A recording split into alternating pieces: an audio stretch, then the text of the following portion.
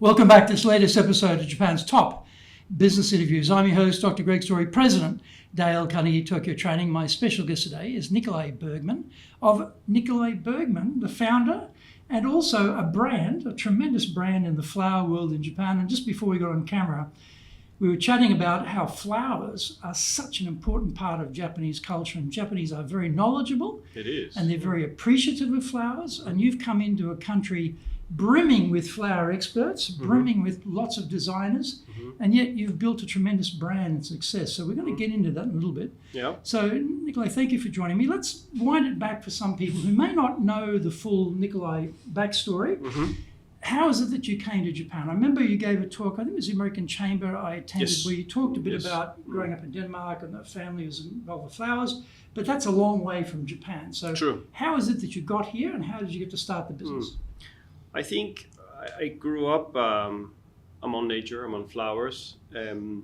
My grandfather had an apple plantation, so I got to spend a lot of time in nature and around in that field.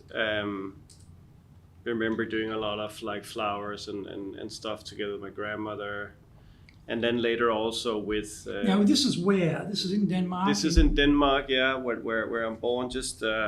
Denmark's a big place though, where are we talking? It's a very small place though. It's only 5.5 million people, you know. But a quite unique location because it's 10 minutes, 15 minutes from the airport. Oh, okay. It's basically on the countryside. You have seaside, you have forest, and 20 minutes by car, you're in the center of Copenhagen. Wow. Central nice Square. location. Yeah.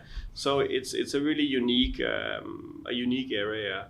Especially in hindsight, when I see it now, I can see how special that location was. So growing up in this area, it was a lot, as I said before, around built up around nature. My father was running a wholesale business with plants, so not flowers that cut flowers and design that I'm doing, but more like with pot plants. So pot plants is like plants with soil on, and I'm working more with... So type of things cut. that people would buy for the garden at home. Correct. Like we call it in Australia, we call it like a garden centre type of arrangement, I guess. Yeah, kind of like that. So he was trying to start more like a concept of selling plants in the supermarket. So as you enter, going in and out of the supermarket, that was a concept that he started back in the 80s. And actually, that's also later on my bridge to Japan, because that's why my father started to come many times to Japan, and later on for me to where's the come connection? here. You're selling live plants in pots in a supermarket in Denmark. Where's the Japan connection? How does that fit together? So basically, I studied in a flower shop. I mean, there's quite a unique education system in Denmark, I believe, which allows you to minimum 3 different internship in, what are you there, like around 14, like 15, maybe 15, Middle 16. School, Middle school, yeah. And if you cannot find any apprenticeship yourself, most likely the school or other people will help you find apprenticeship. And I took all 3 chances. So 1 week in an office, it was dead boring. I was 1 week as a blacksmith, which I really enjoyed. That would have been fun. Yeah, that was really fun, but super hard work, I realized. And then the last week I was in a flower shop, and that was the connection where I thought, wow, this could really be something. And I was lucky enough to get an internship there. And how it works in Denmark is that the government actually pays half of the salary to the flower shop that employs you. So in that way, you get a lot of businesses to take interns in, instead of just having the full burden of a salary of a young, sometimes very stupid person that's not knowledgeable yet. Then the government pay half, and that's, I think, is a brilliant system. And that way, you have, for instance, you have a couple of months where you're 3 days in the store and 2 days at the school, and later on you'll be constant in the store and later only at school, and then you go to like what do you say, like to do different tests on a flower school as well. So there's this training program. When I finished with that, I started quite early. So I started already when I was 16, so probably a few years younger than most people. I was not the A student in school, so therefore I had to do other things, and that was one of them. So when I finished, I thought, what's next? And my love for the flower business has a red thread, and that is flower store, like a flower shop. Why a flower shop? Flower shop because I realized very early on that a flower shop is like a platform for showing what you can do. It's like a mini stage. Like if you're a rock singer, you go out to concerts and you see who you are. You know, I had my little stage within the flower shop where I could show what I would do. Is that common though at that time? I mean, when I go to flower stores, generally speaking, they're in vases to be bought. They're not arranged. They're not, no creative particular aspect going on. It's a product. You come in, you buy the raw product, you take it home, and you put it in the vase there. So, but at Denmark at that time, were the flower shops also having a design aspect to encourage people? No, so it was basically the same as what you were just describing. So it was plants on the shelf, cut flowers on the shelf. I want to have a bouquet, fine. I'll make you one. That the person in the store would make it and so forth. But I saw quite early that if you inspired people, so if you made things that inspired people, they would say, oh, I would like to have something like that. And sometimes it was much easier to come from A to B when you have a starting point, you know. So I realized, I think, honestly speaking, after a while I thought, I'm so annoying. I feel like I'm starting at scratch one every time. A customer comes in and would like to have a bouquet of flowers. Oh, okay, here we go again. What do you want? Like, it's almost like, when you play the record over and over again. And I thought, like, how can we get around? And I think actually it was by chance for some busy period of time. I think it was up to Mother's Day or something like that, where I remember very clearly I made a lot of things, and I felt it was so more easier to sell the different things because the products you made them in advance. Yeah, because we were so busy that we couldn't make it anyway. So I thought, make it to order. So here you come in and pick up your flowers. Yeah, and it's one thing that during my long career now that has been a reoccurring thing where I think, okay, wow, I did something not planned, but I did this for, let's say, Mother's Day. So for Mother's Day to run smoother, I did a lot of different things. And then that actually ended up being a really good idea for later on, for every day, because it was much easier for the customers to choose the products and much easier and so forth. So if you think about it, most of us are not flower designers. Yeah. We turn up, we say, roses, carnations, whatever it is we particularly want, and then the person will put that together, maybe add a couple of green pieces, wrap it up in a ribbon, and bingo, away you go. So our, particularly men, I think, like me, I'll be representative, hopeless, coming in and seeing the thing already made is like, great, I'll have that. That would be what I'd be looking for. If that was happening today, I'd be very happy. I'll take that. Yeah. Done. Fantastic. Exactly. So of course men, but also a lot of women, I could see at that point was very easy for them to choose. So what I mean by that has been the red thread all the way through is that I learned early on that I love that part of being able to show on this little stage in the store. People come in, they would choose things. They will also be applauding me. Oh, this is really beautiful. And you I mean, no, everyone like that, right? Everyone likes to be applauded, and everyone likes to have something nice said to them. So I got a kick out of that. And the store management, for example, I'm the owner of the store, you're an intern, you're 16, you're interning, okay, whatever, great, your labour. Your cost on the P&L, your labour cost, here's the input of the flower cost, here's the profit. But at some point, that idea of the display ready to go, was that something that they had as an idea or something that you intuitively saw as a good idea and they said, okay, let's do that? I think it was something I slowly implemented in the business. A funny sort of backstory is that I was not very popular with I think the boss of that shop, he thinks I was really annoying, I think, because I was all over the place, went to different things, and I remember he never ever said any nice, the boss never ever said any nice things to me in that whole entire 3 years. But I remember very clearly afterwards, like I would hear at the flower market, oh, Jens, your old boss, he would always say that you did so great, this and that, and what you did. You know what I mean? It was like old school. He would never old school. Yeah, he would never say to my face that it was great, but he would tell it to somebody else, kind of thing. It's a classic, isn't it? Yeah, it was. So it was pretty hard environment that I started out in. I've had like plants thrown after me and all sorts of things. It was pretty hardcore. By the owner? By the owner. Because we think about it from the owner's point of view. This is stock. Yeah. You arrange it, nobody buys it. That stock is now going anywhere. We've lost money on this because of you, in turn. Yes. So I can easily imagine there's a risk there with fresh product, right? Yeah, there was. If it's foods that last, that's one thing. Fresh foods, different thing. Flowers, fresh. Yeah. So there is a bit of a risky element to that from a business point of view. To trust someone who's 16 to say, I think we should put the designs out first. Yeah. No, so of course, I mean, there's a lot of things later on I can see also, that I was stupid at many points, also different things. But in general, my drive has always been the same, What happened is that when I finished this internship, I was still only 19, and at that time you could call yourself what was called like a florist, I guess, in English. And then the big next step was what to do next, and I had one thing is, okay, if I have to travel, I want to see different things. So not just one thing, but I want to go many different places. And I don't know where and how I heard about it, but I've heard that cruise ships could be really interesting because you could go to many different countries and you could do flowers on the ship, and then you could see a lot of things at the same time. So I thought, okay, here we go. So I applied for 2 different companies who did this.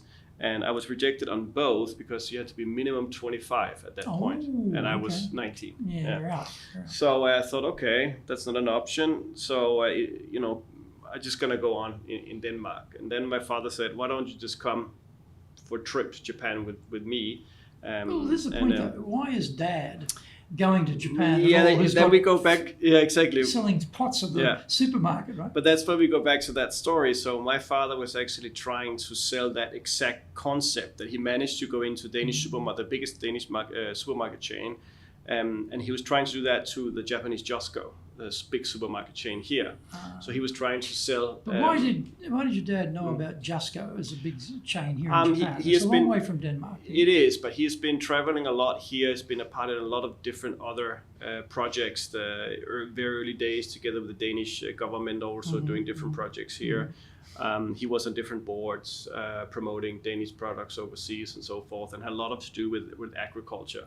So he had a few chances to come here, and he was supporting a lot of growers, so plant growers, selling, actually, it sounds weird, but Danish soil, potted soil, and glass houses, and full-on solutions for growing flowers. So he was selling these different products to Japan, and so he was successful with that concept. Actually, with that particular project, he was never successful. They never said yes to it. They actually said yes to trials.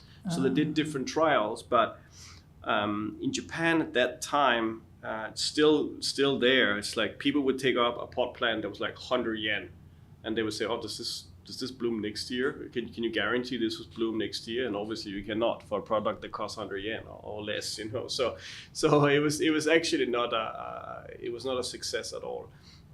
But he was very successful in the whole cutting, selling like plants. So the poinsettia, you know what that is? The Christmas star, yeah. So most of the poinsettia sold in Japan in late 80s, early 90s was all from him. Wow. And they were from Tenerife, and then exported to Japan. Yeah. Wow. And then grown up here, right? Oh. Yeah. So that was a very big business at that time. And your father's very entrepreneurial. He was, yeah, he was. So of course, also I've seen this growing up. I would go to his company on the weekend, and I would help with different things. I remember even he had like a shipment of whatever, like 100,000 baskets from China, but then they realized they couldn't sell it with a handle on. So me and my friends would get paid to sit and cut with scissors, like 100,000. 100,000 There's baskets. an exercise in patience. Yeah. But so. No, I learned early on, and also working with my grandfather. We got we got paid for how old we were. So if I was 8 years old, I was paid 8 krona, and 9 years old, 9 krona. 9 is less than 200 yen, so that was still at that time quite cheap. But you learn from working early on. You get great experience for life, I would say, for that. So I always recommend that. Yeah. And did he ever bring you on these trips to Japan? Or? Only this one trip, where I then went with him here, and since I didn't have any work here, I was supposed to travel a lot, and I did also. But I had one month in a nursery, and doing like cuttings, like IV cuttings every day. And after three weeks, I was so dead bored. I didn't know what to do. I lived in a small city in Saitama called Hanyu, and there was basically like a 7-Eleven, McDonald's. That was the two highlights of the city. There was not much there. So I actually managed with very hard communication and so forth to find one of the other growers in that region that had a friend in Kawagoe, which had a flower shop. So for the last month I was in Japan for that first trip in 1996. I managed to work, I think, a good month or so in a flower shop, just helping out with different things. And that's basically how it all started. And was this all gratis? Were you being paid for this, or you were just unpaid I think help? I was paid like some pocket money kind of $900 thing. or something. No, I mean a little bit more. But back then it was much more about the envelopes. So I think I got a decent amount of money to be able to get around. But it was not like a paid kind of thing.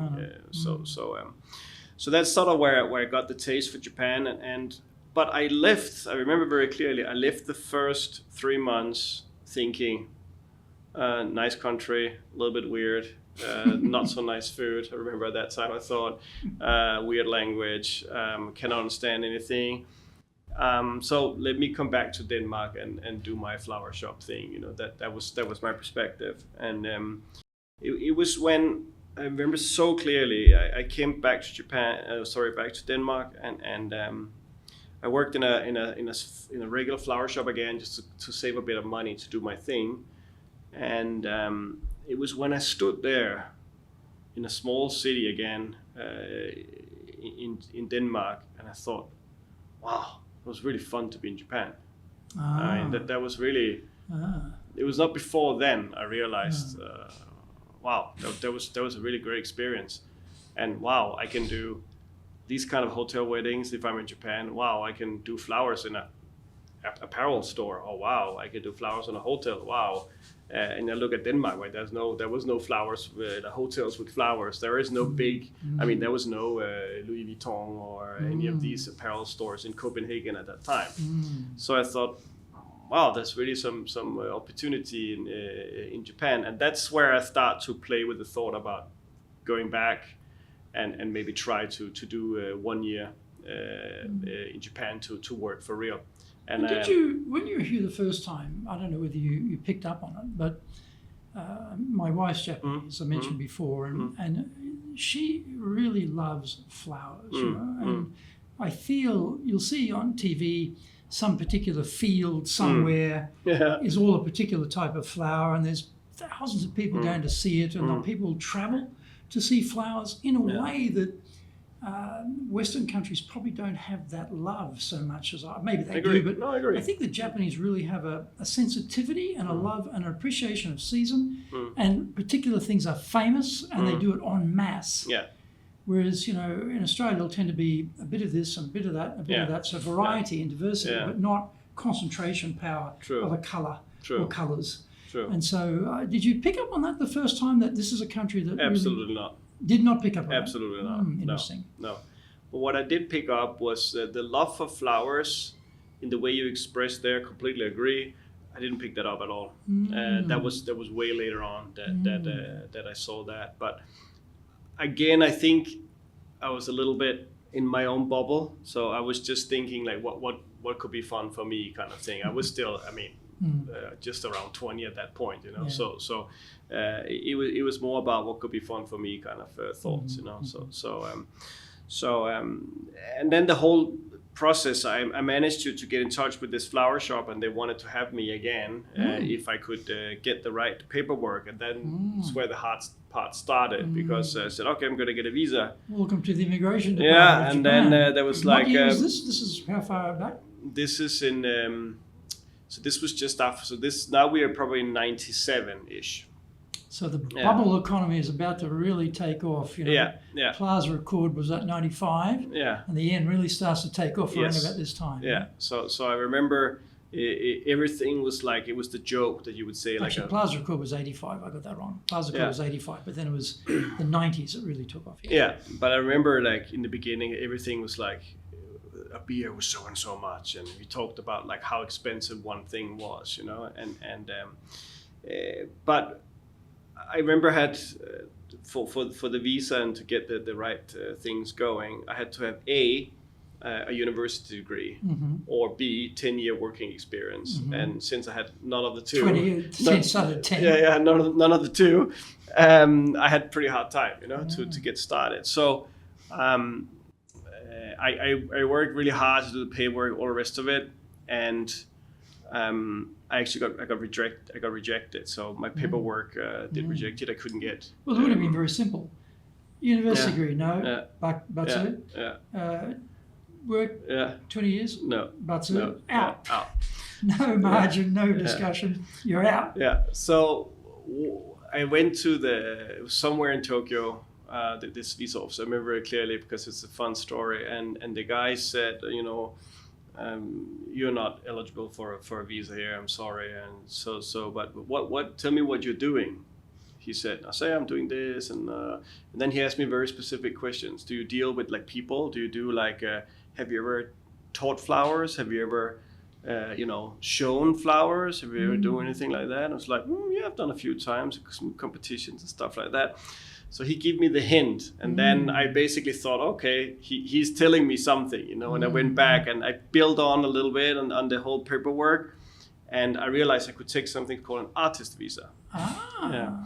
And back then, which is really funny, which is long gone now, is that there was a Tokyo immigration office, then there was a Saitama immigration office and another one. So after Tokyo, I just went to Saitama, and I made a new application with very different thing, and that's how I got my artist visa. Wow. Yeah. So, but it took quite some time and a lot of paperwork, and I remember that the company that was going to help me a lot with supporting this and that. So with everyone's support, I could get started. So it was incredible. Fantastic story. Yeah, it was. And so, how does it work from there? You stayed with that same store all the time, or you branched out with other stores, or when did you start your own thing? How did that?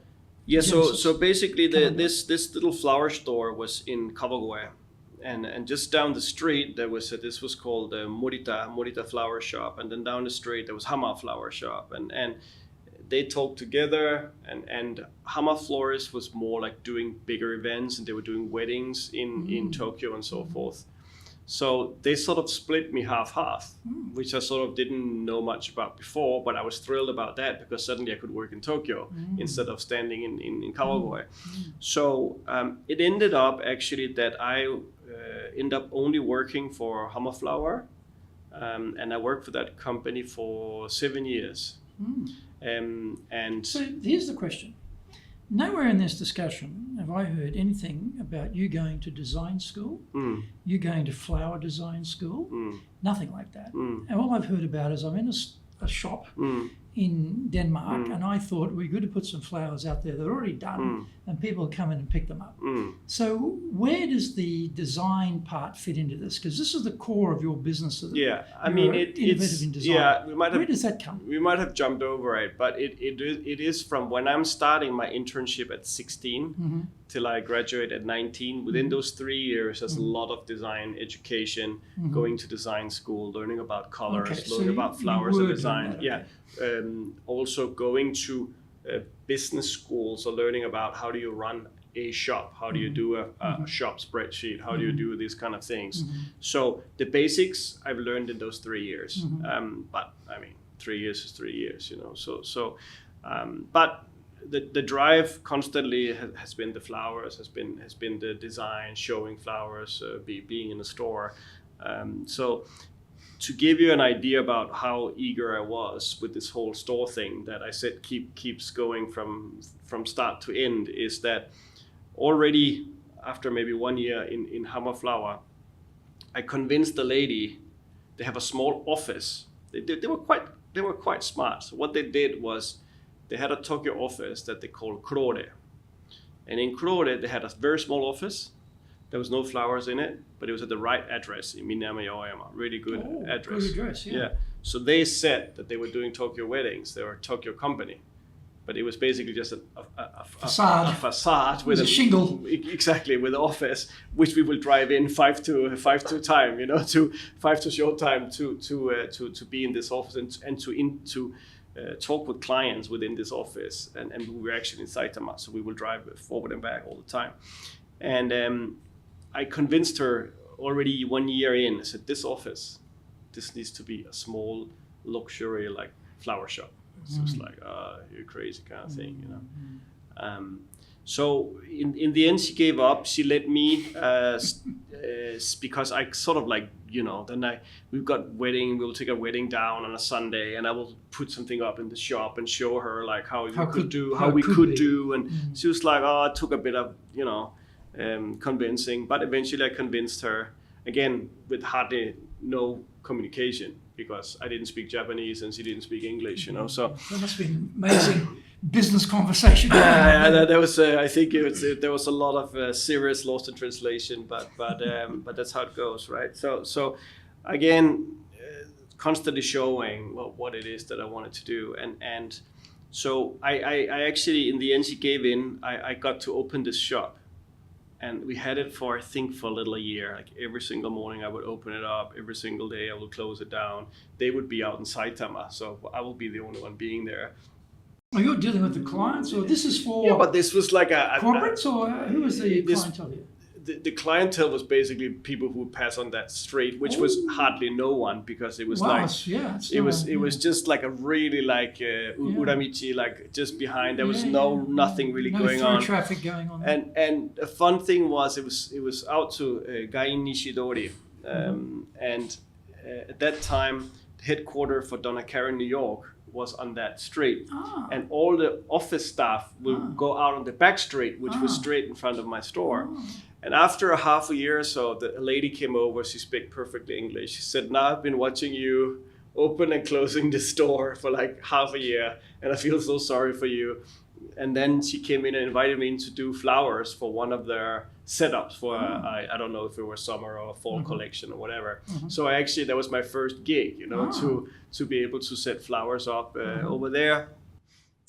And I had this thing with always bicycling around in the area. Everywhere I went, I would go on bicycle, like we do in Denmark, right? Everywhere you go, you go on bicycle. So I noticed nearby, on the right location, it was in Kotodori, but not just on Kotodori, but just 2 stores down. You could sort of look at Kotodori, but it was not really Kotodori. And I went back to my boss there and I said, "Listen, we need to be here. If we be here, because people will see us, and we can actually sell flowers."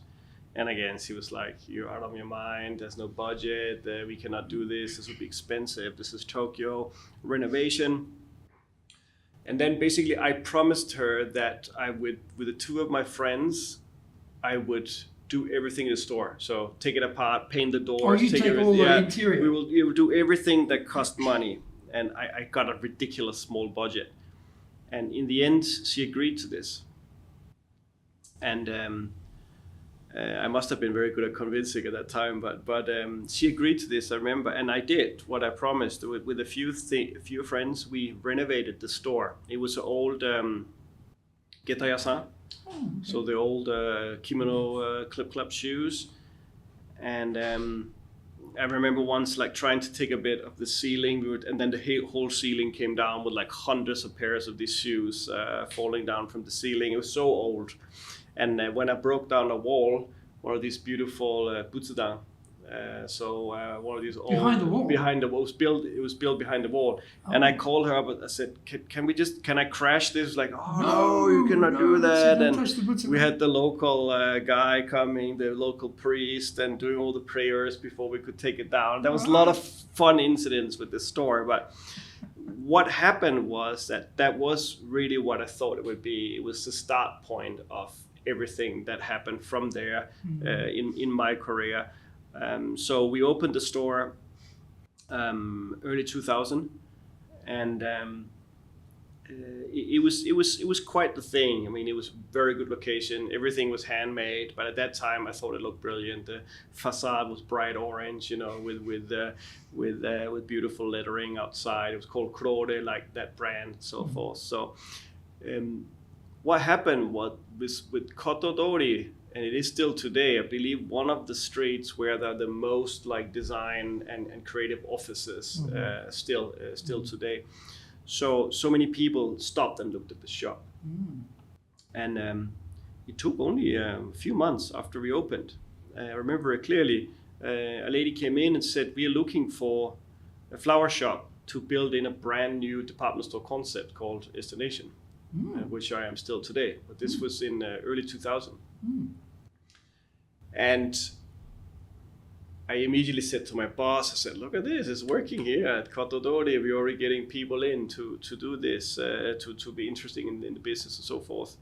And I connected them up, and it turned out that they said, "Oh, we love your style, we want everything you do. We want this young Gaijin-san also. He's a part of this brand. But we don't want it to be called Claude. We want it to be called his name." So I didn't say You it. didn't even think about that yourself, but No, they thought about it. They thought they wanted to have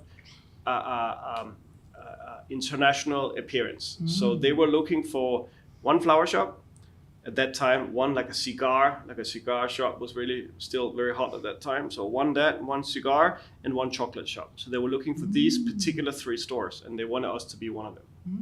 But they didn't want it to be called Claude. They wanted that name part. They all the shops were called somebody's name. I see. So it was a little bit of a coincidence. Consistency. Yeah. There. And also, luckily, Nicolai Bergmann is actually relatively easy to say in Japanese. It was easy to say. It's got a good tone to it, Yeah. and I remember the other one. I think it was Pierre Macolini. That was the chocolate. I don't remember what the cigar was, but it all had a really good sound to it. So they have thought it out, And I went there to my boss. I said, "They want this store, but they want it to be my name." And again, this whole drive of having a shop. And the financial. You weren't thinking about the ownership of your name. Not at all. The value of your name, because it had no value at that time. No, there was no value. Was give it away? No, any different? No, and I was still very young, So my early 20s, and I was like, as long as I get my shop, I mean, I was happy. I'm in there. Yeah. So the really interesting part is that in 2001. In September, we opened in Dinkibiru in Yurakucho, which was a really, really good location. Really good location, yeah. And then already 2 years later in Lopongi Hills, which were that's a big deal. The biggest city in the city project probably ever made at that time. Yeah. So I was standing there suddenly in 2003 with two shops in my own name, without owning anything. Yes. I was just an employee with my name on the door. Yes. And so things, took speed and so forth. And the owner at that time was spending more and more time out in her area there inside summer doing different things. And she could feel also eventually that we were sort of sliding a little bit apart. I was going my usual speed, wanted to do something new all the time.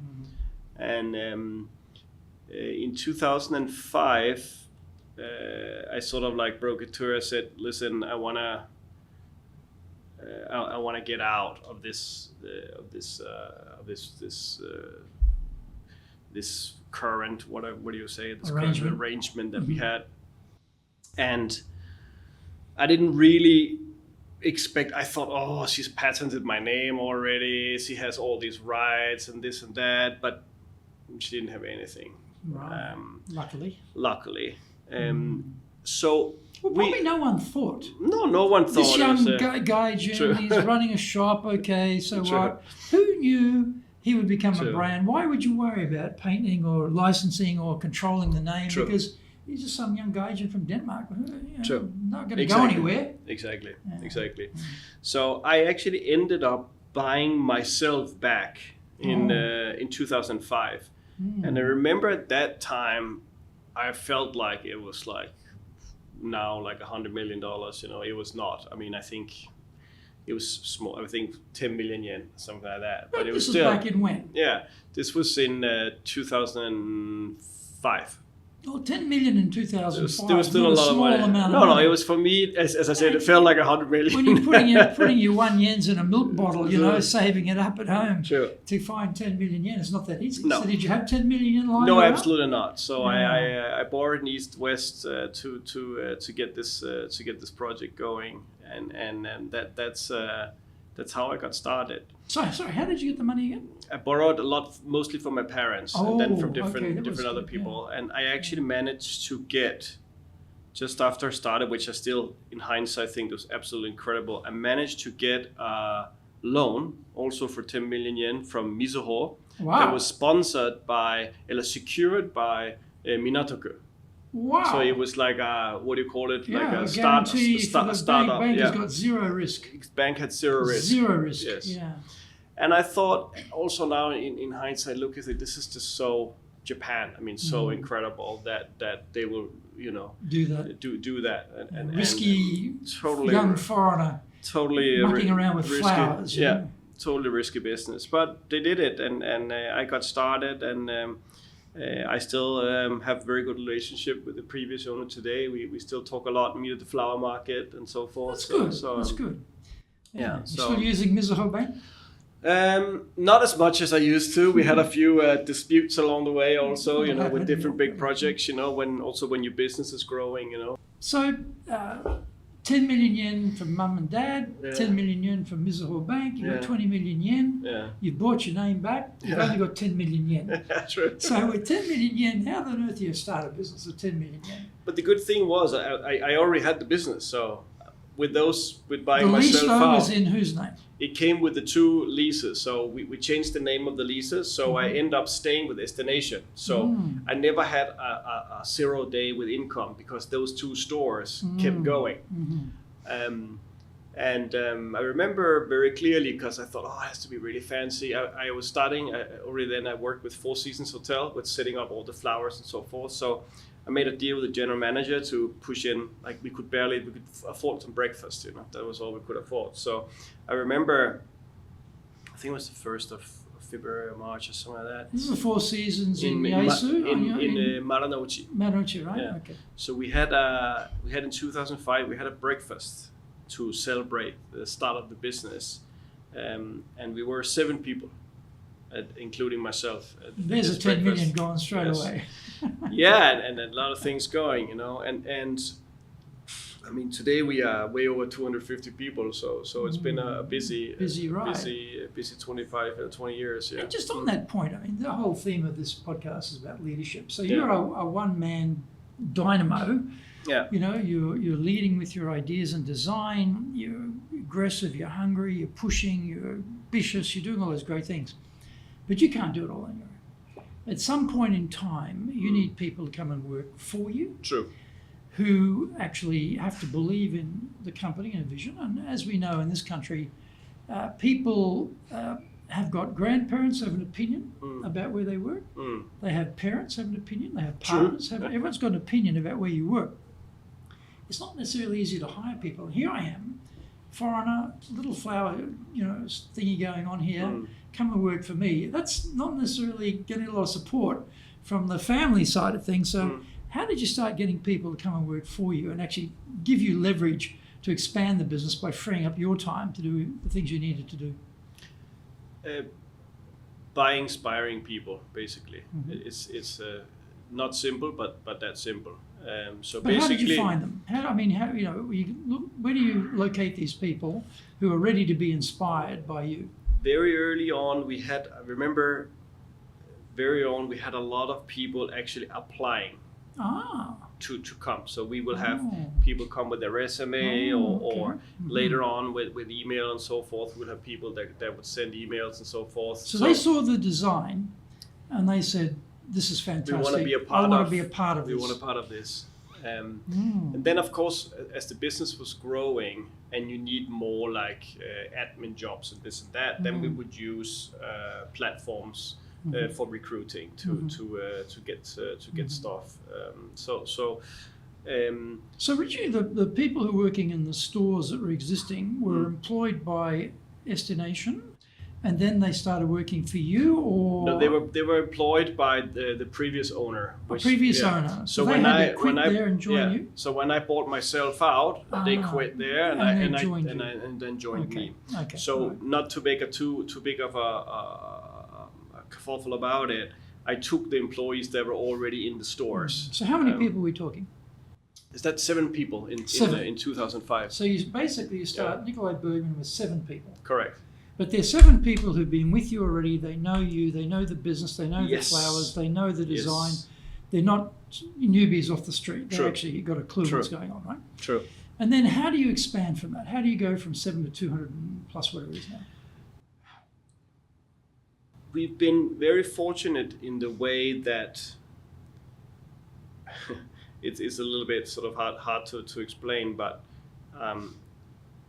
we never done like hardcore sales. We are so lucky that many people wants to work with us. Yeah. And I have never ever done sales for opening a new shop. Meaning I've never said, can I open my shop here? Except from where we are right now in our flagship store, which opened in 2010. But for instance, when we opened in Isetan, it was Isetan who came to us, said, we want to have your store. And everything is more easy when somebody comes to you than the other way Especially around. big department stores, right? That's not easy. And at that time, those days have changed, but at that time, and hold tight here, they would pay for everything. Wow. So fittings, Wow. and we talk about Isetan being one of the most prestigious department stores in the world. It is. They would pay for the fitting. So Wow. basically I would come with my vases and my flowers and my expertise and my team, that they would build a shell free of charge. Wow. So, and in Japan, people may not appreciate this, but anything to do with fit out of any dimension super expensive. has a number of zeros in that bill that your brain just cannot comprehend. How can there be that many zeros for this? But that's what it is like. So there would have been serious money on Isetan's part. Yeah. So I mean, they would have spent at least 40 or 50 million yen at that time to set up such a store, to have and water. How big was the store? This was a small store, so this was, let's say, about 28, 30 square meter. But you have to remember, water on the 8th floor in Isetan is not so easy. So everything that's got to do with water and plumbing is expensive, right? So we've been very, very fortunate that way. So the first shop I actually really paid for myself was the flagship store here. And that was kind of in 2010. I've been running for 5 years. And I had, of course, the 2 first shops plus then Isetan. Then why would I open a flagship store? And not only open a flagship store, this is a big store. Flagship store. And we're sitting on B1, Yes. which you've got a whole bunch of people I see Yes. beavering away out there True. on their computers. And upstairs you've got a cafe, and you've got the beautiful Flower shop. arrangement, flower shop. I don't know, is there another level above? Over level we have workshop space and gallery, and then I have my own sort of creative atelier also, and my office is also up on the 2nd floor. If you want to be successful as a leader, do the Leadership Training for Managers course. All companies need people who can both manage and lead. Leading people screams out for real skills in communication, dealing with all different types of people, being excellent at innovation, planning, delegation, handling mistakes, doing performance reviews really well, and inspiring and motivating the team. Do the Leadership Training for Managers course now in either Japanese or English. Leading is easy. Getting people to follow is the hard part. That is a great quote from Yogi Berra. Surprisingly, despite the complexities of leading here in Japan, everyone has to work it out by themselves. Foreign leaders want practical, applicable, expert advice. This is now available for the first time in history. Grab your copy of Japan Leadership Mastery on Amazon today and avoid the mystery, trial and error, especially the errors. This is three levels. It's a 600 square meter. It's a big arrangement. And where is it? It's right in Minami-Aoyama. Yes. Very close to Kotodori. Yes. A great location. Very famous restaurant. Cicada is quite close to you. I used to go there quite a bit. Yeah. Great spot. Yeah. So this is a serious undertaking. Yeah. So it was slightly different in 2010 when I got this. We were just after the financial crisis. 2008, 15th of September. Yeah. Yeah. And not so good for retail in Japan. Lots of stores were vacant. And I remember very clearly that the start point for this, and hold tight again, he wanted 82 months of deposit. The landlord wanted 82 months of deposit for this was how we started out. 82 months. 82. My goodness. And I think we ended up something with literally reducing the rent by 30-40% and going from 82 to I still think we ended up with something like 32 months of deposit or something like that. But still, 32 months up front. It's crazy. Like, welcome to my location. Just give me 82 months of rent in cash up front. Thank you very much. Good luck. Yeah. So this was really, again, this was another project where Mizuho really stood tall in this project here. And it was make it or break it. If I have not made it here, I would have been dead. Yeah, back completely. to Denmark. Been to Denmark, exactly. So this was the first really big challenge for me was this. But the thing though that I noticed when I came in is you've got space. Yeah. And that's just downstairs. I didn't know about the upstairs level. So you have got, for someone in your creative capacity, a platform, a stage. You talked about a stage earlier in that little flower shop back in Denmark. Yes. You've got a big stage here. Yeah. And scale. Yeah. And so that's something that it takes it to another level. True. Another level. And so that's something too. I think most flower shops are quite pokey and small. Correct. Concrete floor, you're standing all day, there's cuttings on the floor, it's tough, it's tight, you know. But this is expansive. Yeah. People come in, it's got a great feel to it. It's, yeah. You can express yourself in many different ways. True. And actually that exactly what you're saying there was what from 2001 starting out 2003 Lopongi Hills, I think it was 8 or something that we opened Isetang. And it was at that point where I realized, oh wow, I have 3 shops, that's incredible. We have a good business going.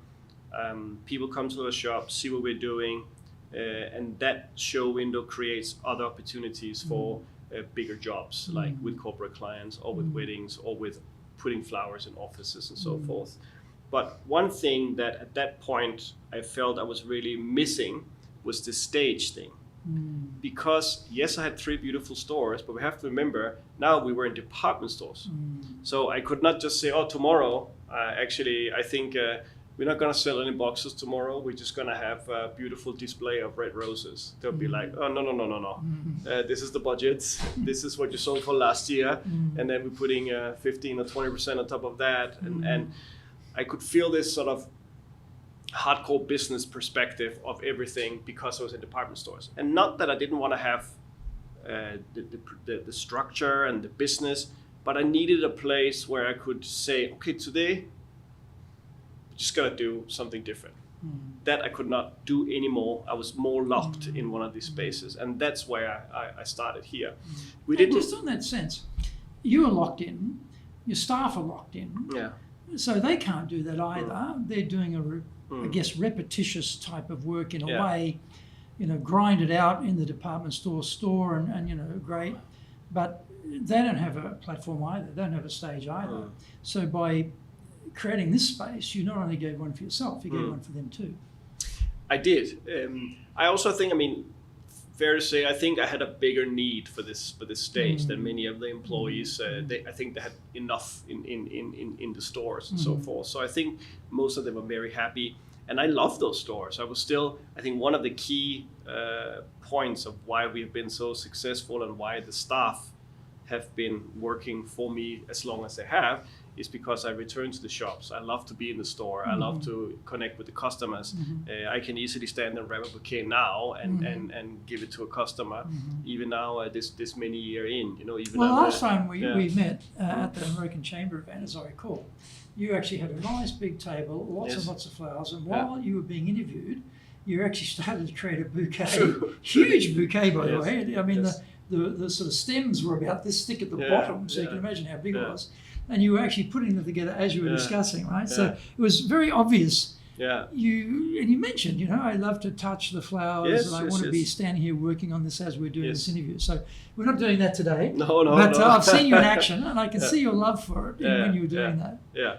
And again, with what I was explaining earlier, also by doing a lot of different trial and error. I mean, starting out, I did a lot of finished products in my very first flower shop that people could see.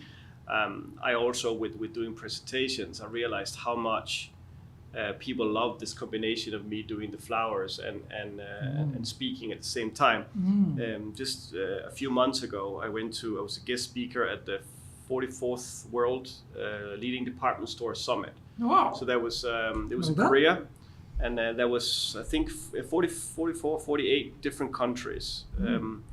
And I was quite nervous because it was like CEO of Remova, and there was a lot of the bigger jewelry companies and so forth. And I remember sort of being quite nervous. Before me was Pete Nordstrom, was at the Nordstrom department stores USA. Okay. So it was a little bit sort of intimidating. But I did my thing, and at the closing, I remember that I was one of the people like highlighted in the whole summit for inspiring people by doing something different, which was all about. It's about how do you interact, how do you do something different for customers in 2025. So I learned again from Tokyo American Club or for American Chamber of Commerce that and other places that working with flowers and speaking at the same time is something that works very well. I mean, constantly challenging myself is with different things is something. What about, we've got these beautiful, right? You mentioned that these two are the new ones. These are all what's called preserved flowers. So preserved flowers are real flowers that had a special treatment, so they can last for several years. The one at the end is fresh flowers. That will last you 1 week. 1 week. Okay. So very. But this idea of sticking flowers in a box. Yes. I don't think anybody in Japan ever even imagined doing that. No. And suddenly this crazy Danish guy sticking flowers in a little box here. Yes. Where did that idea come from? So that is actually, this is my baby, and this started in 2000. Oh, that far back. And this is actually one of the reasons why Destination also took me in with this box, because they never seen such a unique thing. So I started this as a present. Where did the idea come from? It was a really fun project because it was a lady from a PR agency, and she came into the store and said, "I'm looking for a press gift for a Fendi fashion show, and I need 600 gifts," she said. And I was like, wow. Ooh, for me now, if you said there'll be somebody comes out like 6 million, it's like, okay. 600 for me at that time was crazy.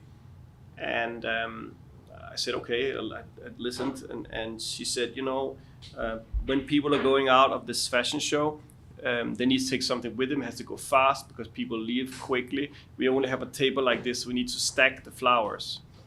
And I remember very clearly thinking, no, lady, you cannot stack flowers and not 600, but say nothing, just try your best. And I made a presentation, making tiny bouquets, tiny arrangements. And then since I cannot stack them, I would buy individual boxes and then put them inside the boxes so I could stack them.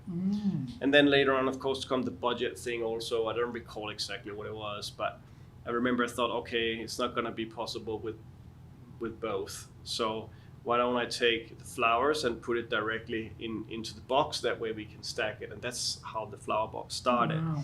And that's a very disappointing story. I was hoping you're going to tell me. No, it's coming. I was eating my bento in a box, and while I'm eating the bento with these different colors of the food for the season, I was thinking, wouldn't it be amazing to put flowers in a box? That was what I was hoping the story would be. More interesting than that. Much more interesting than that. Much as that, because she actually came into the store on the day that was doing the presentation. She came in sort of quite in a hurry kind of way, and she looked at the product. She said, "Oh, this looks very beautiful, but I'm really sorry. I found something else," and she left. Oh, she went with something else. She went with something else. After she ordered 600 boxes. She didn't order them yet. She came in to see the samples, but. At that time, we just moved into that Cottadore shop, and it was not my business. I already probably already told my boss, we just sold 600, and look at me, this new store. So I remember really disappointed, and then putting them out in the store, and then realizing when people pass by and notice these boxes, there was a new sort of recognition, a new kind of way of looking at the flowers. They would stop up and they're all fresh at that time. They were all fresh. No, time, all right? fresh. Yeah. Mm-hmm. So they were just standing and looking, and I remember having customers coming in and asking like, what do I do with this? Or do we take the flowers out, or what do we do with this box? And I remember, okay, and how do we water it? Exactly. So I thought this is something, because I never had that amount of questions for one item that I've made. So I thought, again, I need to put the Band-Aid on and at least sell whatever boxes and stuff that I have made to fill up the minus for the presentation. So I started to put out the boxes. They started to come in the magazines, and then one flower magazine would come, and then a ladies magazine. In early 2000, it was all about magazines. It was not about Instagram or anything like that. And there were tons of magazines in Japan, right? So I think it would be very fair to say that the flower box has been featured in more than 500 magazines since the beginning. Incredible. And I think in many ways, your name is associated with this idea. Oh, it's the guy with the flower box. Yeah, So this is a very unique yes. thing. And people may have known Nicolai Bergmann for arranging things for hotels or whatever. But then the sort of popular mind is like, oh, that's a fresh, new, unique idea. Amazing. I want one of those. And that's really probably elevating. Now, thinking about your team too, we talked before about inspiration, getting people to follow you. If I'm part of the Nicolai Bergmann team and my boss comes up with something that's absolutely never been seen before, quite a radical idea from many perspectives, how do I feel? I feel fantastic. I work for a very innovative, fresh, wonderful brand, and I'm part of that. So that must have also had an impact on recruiting people, keeping people, absolutely, etc. It must have been a snowball there as well. And much easier back then because of all the media and stuff like that. Then it's much easier than it is now. I mean, of course, also recruitment in Japan is a totally different kind of story now than it was. But it was really incredible. Not paying for advertisement again and again and again was also, just incredible. And I think after then, opening here and sort of moving on to I did some other businesses too. I started like a interior shop. I had so many clients that, if you're putting up flowers there, do you have a little table, a little chair we could put here? And I thought, okay, that's interesting. I can do that. And then before I knew Scandinavian design, we got plenty of furniture over there. Yeah, so before I knew it, I opened up a shop in Tokyo Midtown when they opened. Called Sumu in Japanese, means living, and I already had the café, which is called Nomu, means to drink. So I had these small short names for the brands, and which sounds sort of Finnish or something like that. Exactly. The Finns have those very short, interesting sort of names, don't they? True. So it sounds a bit sort of Scandinavian in a way, even though it's Nomu Sumu. Yeah. So I tried many different things, but I mean, it's always been the flowers that kept the drive and the passion going, and I think up until, I guess, we talked about press. I remember, and I think it was in 2015.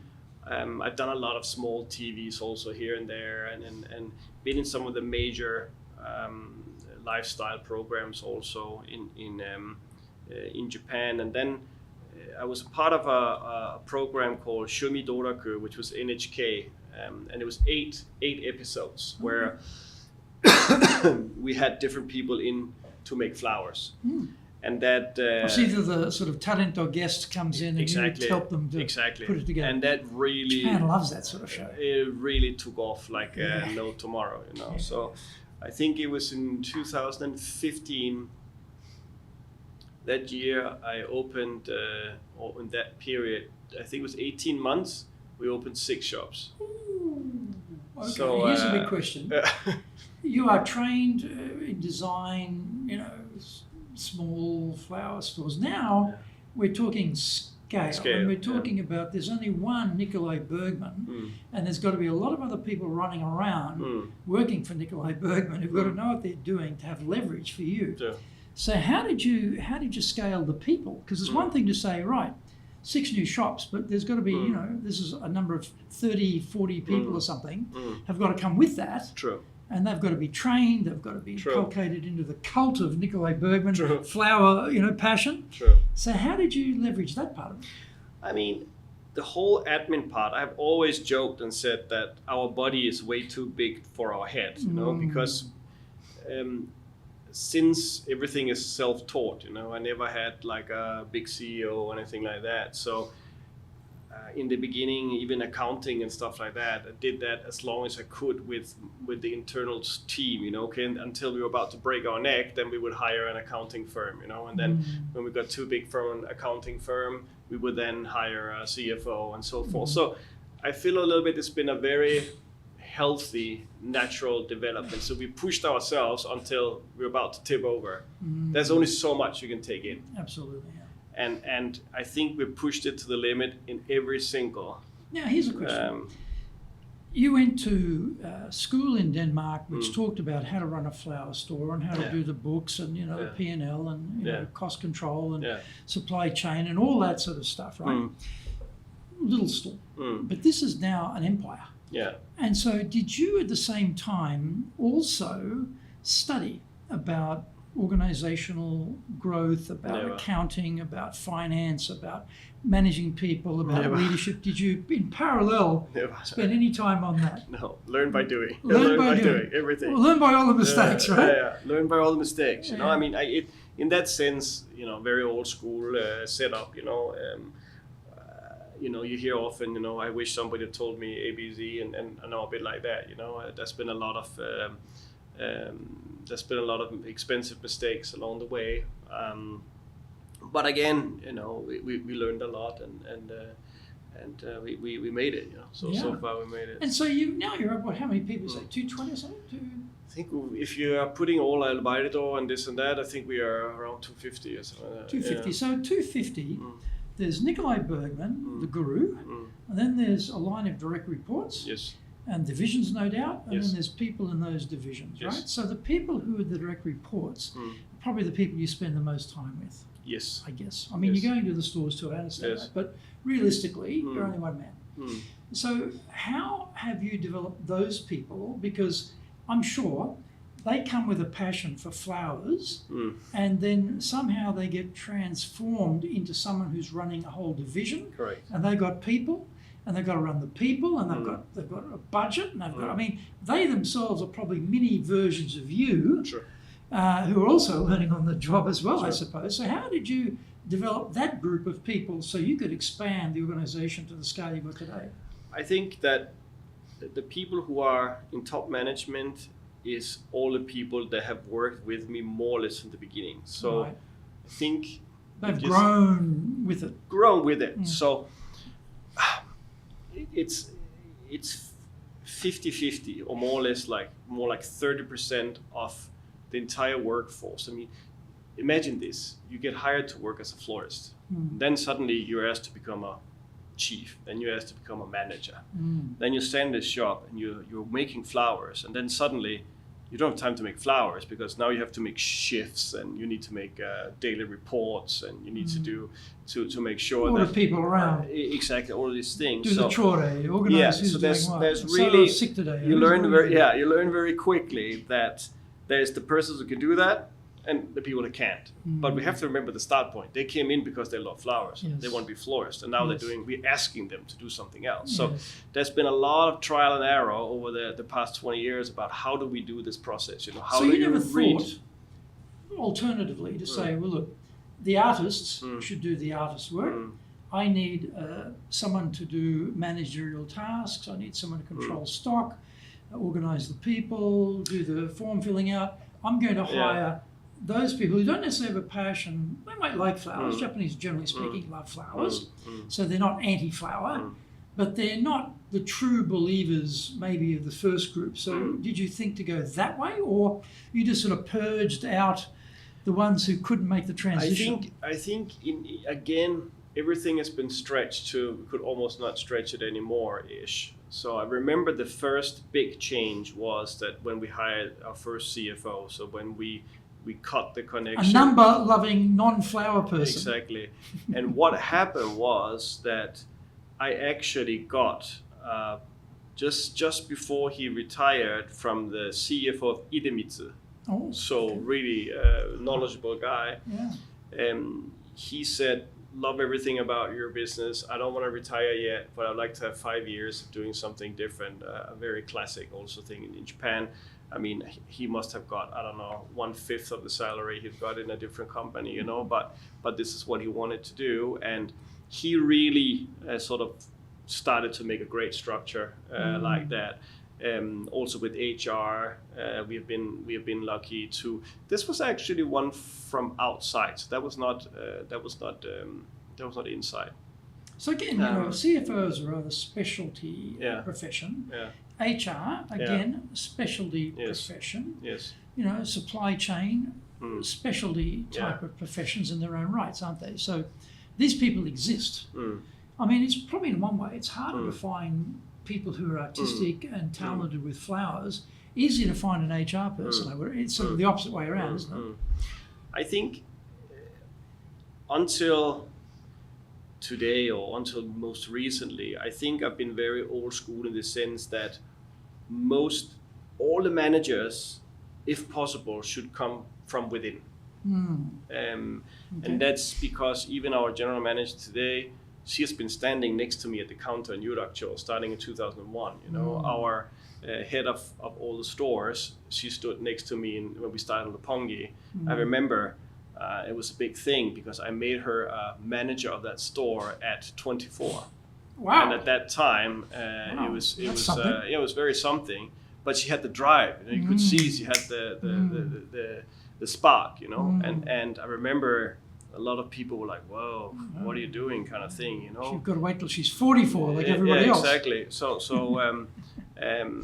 that there's been a lot of things like that. So we have used a lot of the power we had within to like keep building on, and I mean today also. I mean if I can take one within, if there's someone now, people are getting older and maybe if you are in your 40s or late 40s or early 50s, you don't want to maybe stand in a flower shop. Great, then we can find you a different admin job or something people else. mature in their life as well. Yeah, I mean, so they're interested in also what they can do physically. Also, I mean, true. People don't think about it, but okay, lots of people stand. People who work in hospitality stand, and but they're not standing on concrete floors all day long. Doing some very labor-intensive physical task with their hands. It's hard. It's hard work, right? It's manual labor. So don't glorify the flower business too much. It's still hard work. And I think it's also one of the beauty for running a flower business is that everything you see on the front is beautiful. So I say,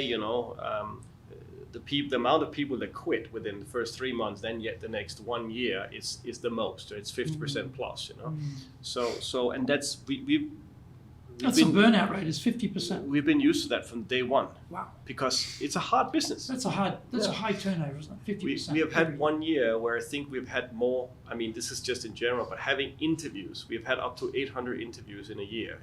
Of just interviewing and then picking up and then people leaving and coming again. But what we're very proud of is we actually do now. We have, it started out, everyone has their Bonenkai, the Shinenkai, the New Year party and this and that. And I thought, no, we're not going to have that. Again, we're going to be different. We're going to something. So we I think 3 years ago, we started the Nicolai Bergmann award show instead. So we make totally like Hollywood kind of thing. Yeah. We have round tables. People sit at a table. All dressed up nicely. So. Not going full. No, because people are coming basically. We start at, I think it's all late at 8:30 because people have to finish the stores, right? 8:30 at night. Yeah, so it's everyone. Oh, I've got 2 hours before the last train. Exactly. So we have to pull this off in 2-3 hours, you know. And we have then a massive screen that's connected with Osaka or Kyoto or Fukuoka and different places, Seoul, and if time zone is right, Denmark as well. And we do everyone at the same time. Bergmann back in Denmark too? There is, and in Korea, also. Okay, so you're international as well. Yes. And with the most recent award show, we made another layer of that. Usually it's like, you're good at that, you do that, and we gave bouquets and prizes for this. But what we started the first time this year is where we did from 5 year on. So if you've been to 5 years, you get Gomayen. 10 years, Jumayen, and up till Nijumayen or so forth. So then suddenly I was sitting in this room and they were really running the show. They get really good at it. And I was leaning back and just seeing this whole thing take off, and suddenly got like really emotional because it was like there was 3 or 4 people over 20 years, right? Wow. I think we were more than 10 people of 15 years and a whole bunch of 10 and a 5, of course. And I remember, this is just this year, and I remember had to close. It's the first time in my career with everyone that I basically I broke out in tears at this point because it was super emotional, you know, to see the growth. It's I think it was the first time I really wow, this is big. But also because that most of them told the story why they joined the company, and that part I thought was really emotional, you know, and so that was. And I'm sure many of them got emotional too. No, absolutely. You know, people think, the Japanese are very stoic. Oh, they're no. samurai. They're all like poker face, don't show any emotions. But actually, like everyone, they're quite emotional. True. I think in many ways, Japanese are very easily touched by small things and being recognized, being appreciated. Absolutely. That would be a lot, you know, because a lot of companies are, well, you're getting paid, get to work. You know? True. That's it. True. But this is actually recognizing the longevity. And for Dale Carnegie too, when we go to convention, they'll have trainers, you know, 40 years plus as a Dale Carnegie, and they come up on the stage, and they get a special badge and special recognition. I don't think they get any money, but maybe they do. I don't think they get any money, but that's important. And then the people who are in the room, looking at someone who's been in the organisation for 20 years, 25 years, that gives you a sense of the solidity and the strength of this organisation, the depth, and it's not going to fade away. You know, it's going to keep going. So that's also reassuring. Yeah. So we're thinking about what lessons you've learned that sort of stick with you most about leading people. What things you didn't start with. You went to the Leadership Academy to hone you to be ready to run a massive organisation, multi-country. None of that happened. It grew stages. But thinking back, what were some things you realised about leadership which have served you well? Number one is for sure being like hands-on. So creating the feeling that you're doing this together. And I could do that with ease because I also love to stand behind the counter, and I also love to do the flowers. I love to get up 3-4 o'clock in the morning to go to the flower market, you know. I love to go out and visit the clients. Let's say we do a setup at a hotel or something. I love to be there myself. So I think the strongest is that my passion for the business or the things that I like with the business has been very aligned with many of the employees. So if you do I'm sure if you do a survey here and you ask if you could ask for something, I mean, is it salary? Is it more days off? Or is it, I would almost with certainty say that many of the people would say that if they could spend still more time with me, that would be the most motivating thing for them to go on, you know. And we've done this survey a few times. That's why I know it's like that. So I know that this is also the key for the future is being visible and being boots on the ground, with the different staff, and the different areas. And it's becoming increasingly difficult, I mean, if you just think with all the things that we do and all the events we do in different countries, and also trying to open in other countries and so forth. Now, let's say I just do, we have, I think, 9 stores at the moment. If I do 1 store every week, you can easily calculate that it's not many times I can go to that one store in 1 year. The cycle. Yeah. So and that cycle will also become smaller. So we're trying to make new initiatives also to find out how can we come closer together. And we're doing a lot of these in different levels. So we have the beginner levels where we will meet upstairs in the gallery, where we'll do like a workshop, or we do a little bit of testing of, let's say if you just joined with the first year, you need to do a flower box, okay, then we do a little competition, a little bit fun about it, and then next level up, so, and even on senior. So you have a fair bit of internal training. Oh, around absolutely. The craft, right? Yes. The craft. So I'm not in charge of the internal training, but of course we have people inside there in charge of that, but then I do a lot of like surprise visits. So I'm not so good with the fixed schedule thing. I'm very much joining when I can kind of thing. So I do a lot of surprise visits here and there, and I also think that's nice. Fun for everyone. So I can often not say I'm going somewhere and then suddenly I will be turn up somewhere. I do that a lot. And it's also where you learn the most. When you suddenly step into a busy Saturday in a shop and you look around. I can in 10 seconds I can scan the room and I can say, oh, we need a bit more of this, and there's things missing there. Whoops, garbage on the floor. This customer's not getting attended. I can scan that in very quick. And what about building the people? For example, those who basically self-select, that they can move from the flower physical manual labour to more office work or more leadership roles. Is there also a Nicolai Bergmann School of Leadership or supervision, or is there any sort of training for those people in those leadership tasks? Not really. I think I have still to this day, quite hands-on with the overall direction. It's getting a little bit less and less, but that just means that I feel more comfortable with the current way that things are done. But everything that's output, so whether we look in whatever TV we're in, or if we're doing a collaboration with a company, how do we look? The art of saying no is huge. Okay. I mean, the amount of time I've said no, I haven't regret any really, but I've said no to really big jobs. As in really big jobs. On the basis of you'd blow the whole organization up? No, not aligning with the brand. Oh, not aligning with the brand, okay. I can make an easy example. I've many times been offered like really big fees to do things for pachinko. Okay. And I don't want to be associated with pachinko, so I don't do that. I have. It's a wrong match anyway. I've numerous times tried to do things with, let's say, a company like Japan Tobacco. It's not good for my business, to be so.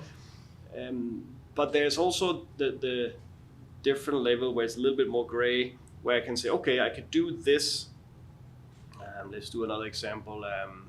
For instance, now I'm a brand, but do you want to do a great collaboration, really good packagings for 7-Eleven? Do you want to do that? No.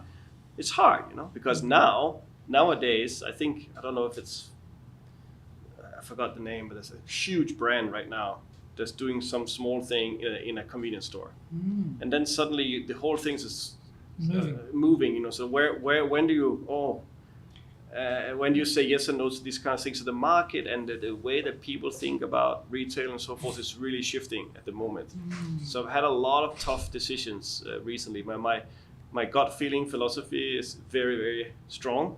So if I always say, if you doubt, don't. Jerome Shushan, who's been a guest on this program too, who runs Godiva in Japan.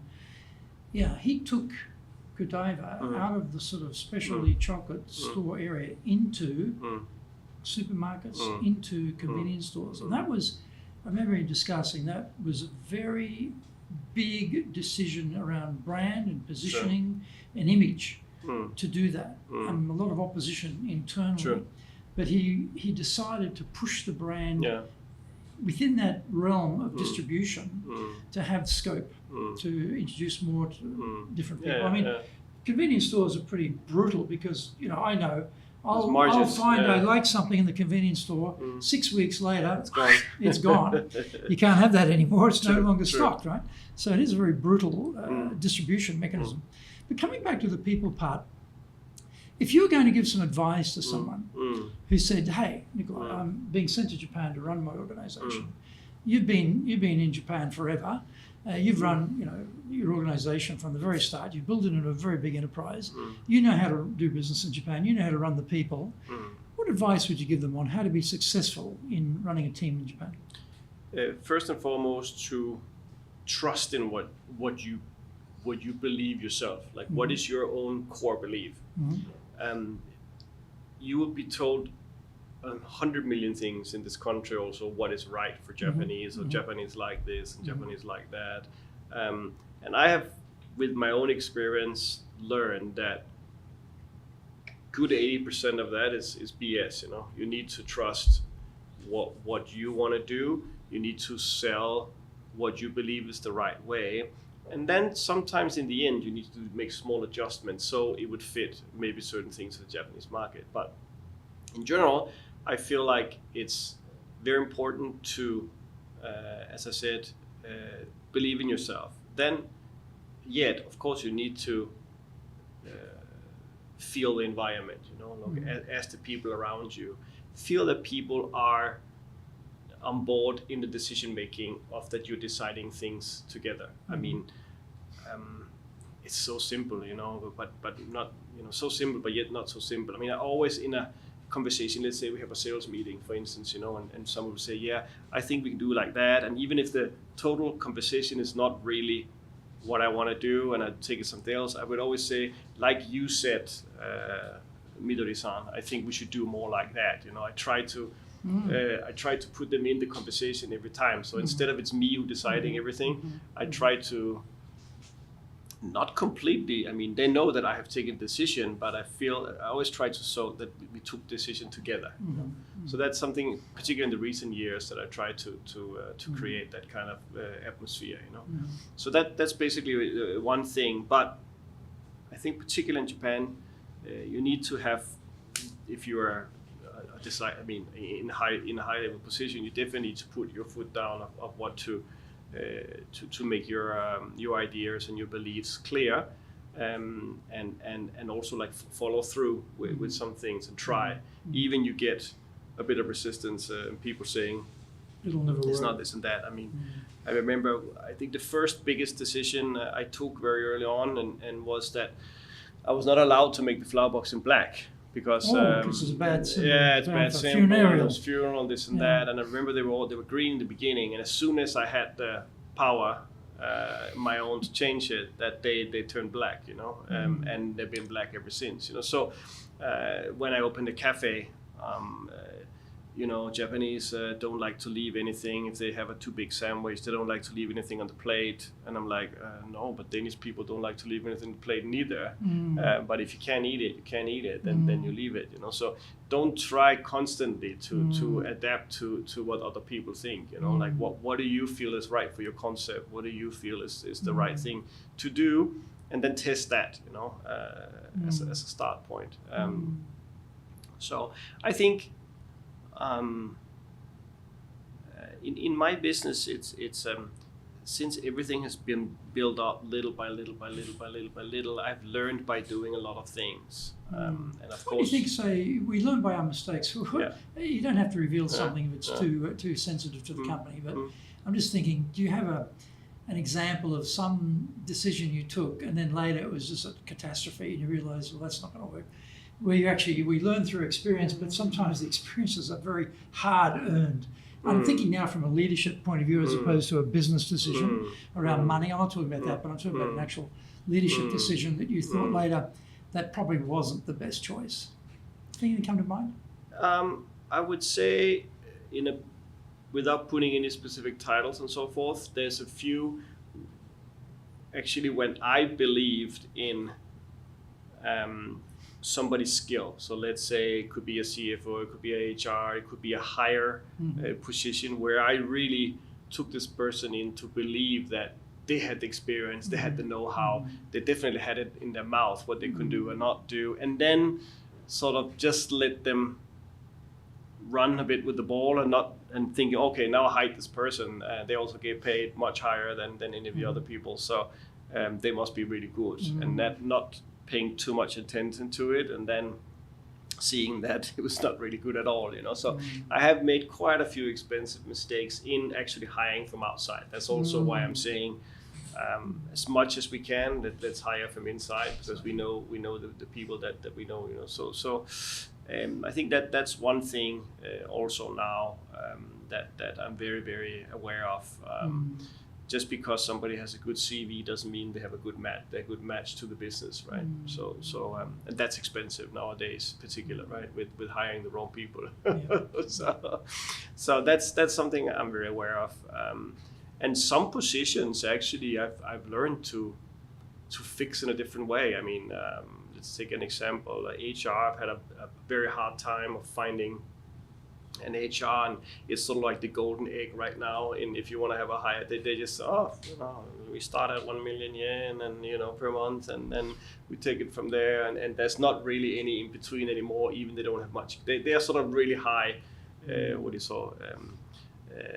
Everyone wants a good HR right now, and I actually ended up saying, okay, we don't have any HR manager, but we have next level, a few more. So. A few lower level people are carrying up the same job instead of having that big responsible, and that's after trying maybe 3 years, a bit trial and error, and I was like, no more. Let's find a different way to do it. So there's a lot of things, and actually with recent also with the CFO, we're trying a new way of doing that also. So there's always more than one way. But the unusual way is always scary. But as I say, as long as we can do affordable mistakes, then blow up the business. No, don't blow it up. So don't blow up the platform. But as long as we can afford to hit the wall here and there, I'm very, very much for that. That's also why in 2009, for instance, I started in China, and since I've been very successful in Japan, I thought, okay, I'm not going to have a partner. Everyone said you need a Chinese partner, and I didn't take a Chinese partner, and that was massive mistake. Massive mistake. They completely steamrolled me. So over 3 years, I think 2000 I was there for 3 years. I think in 11 or 12 we were up at 27 people employed in Beijing. And then one morning I woke up and said, my life is too short for China, and then I closed everything. Because it was simply too much blackmail, too much bribery, too much, and not just in the company level, also with the government and stuff. It was just really too hard, too complex. So, as you say, life's complex enough. Yeah, and I think it was 10 years too early, also to start at that time in China. So there has been some really big hits along the way, but none that has been really sort of catastrophic for the financial part of the business. So again, affordable mistakes, So I have opened a few shops here and there that didn't work, and then I closed them again. So we could go on for hours, Nicolai. We can just keep going, but we'll probably bring it to a halt here. So thank you very much. Absolutely. It's been My fantastic. Pleasure. Thank you. Please join us again for our next episode of Japan's top business interviews.